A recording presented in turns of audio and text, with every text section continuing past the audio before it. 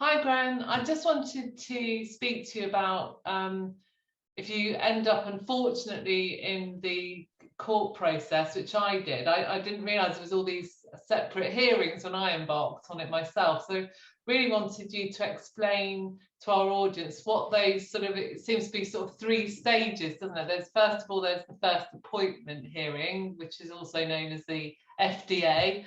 And then you've got the financial dispute resolution appointment, which is the FDR, is that right? Yeah. Yeah, that's right. Yeah, and then if you're still going on and it can't be resolved, then you do unfortunately end up at the final hearing. So can you explain what all those sort of different sections are and how long it sometimes takes between each one? And that'd be great, thank you.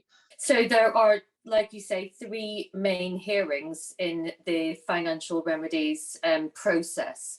So the first one, as you rightly said, is the FDA, or we refer to it as the first appointment.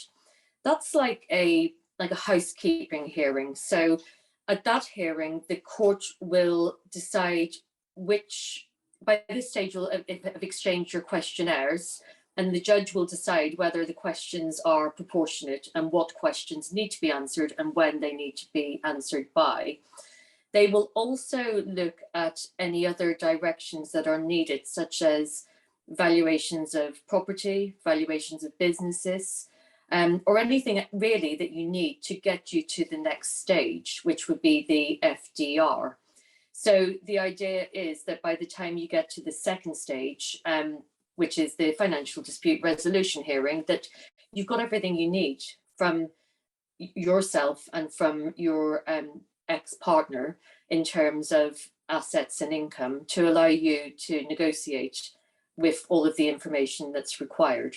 Okay, so that is generally set out in a timetable, and you will exchange without prejudice offers before the FDR. And the FDR is the second hearing, and it's the most important in my view, and it's where most cases tend to settle, and quite rightly.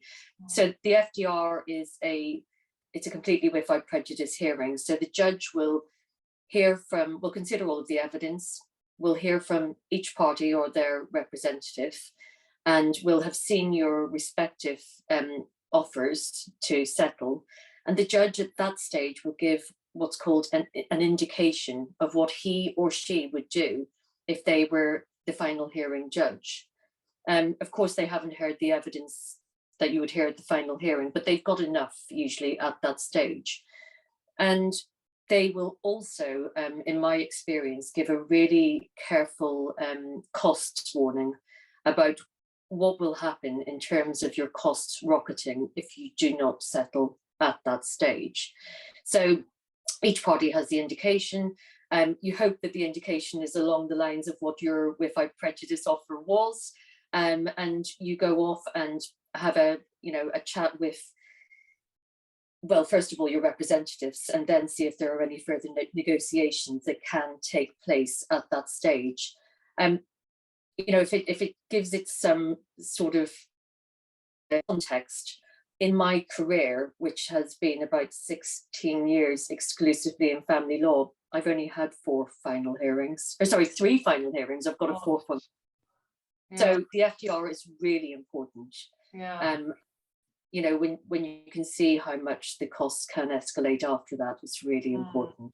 Yeah.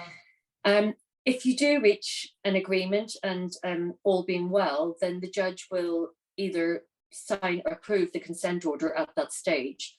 But typically you'll be in court or outside court negotiating for the whole day. So quite often what you come to at the end is what we call heads of terms. So you can still be bound by them. It's not as good as a consent order, but the judge will approve them and you can apply to have those enforced if needs be.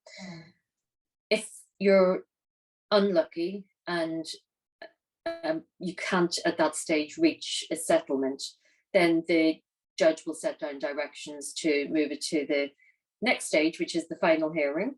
And at that point, they will look at what additional evidence is required. So the judge will typically give a direction for Section 25 statements. So they will go through the Section 25 criteria and set out your respective positions in terms of why, what your position is and why the court should fall in your favour, I suppose, at the final hearing.